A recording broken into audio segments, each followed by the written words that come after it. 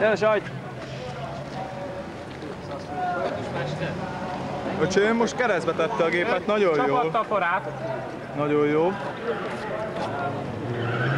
Megcsapatta a farát, megint a sajtos. Most aztán bevadult rendesen. Ennyi, elvitt egy bóját. Nem gond! Ilyen jó behozzám. Ekkora tempót diktál, behozza azt az egy bóját. Negyedik körben, mi?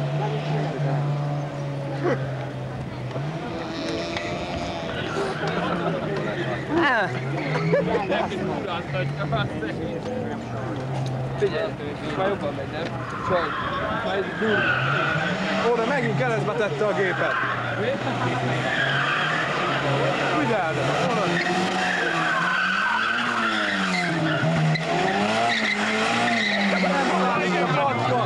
sajtosnál. Gyerekek, nem számítottak. Hoppa! Bassza, kivitte a lámpát. Kivitte a lámpát! Kivitte a lámpát! Jelződtem, hogy mi a lámpát.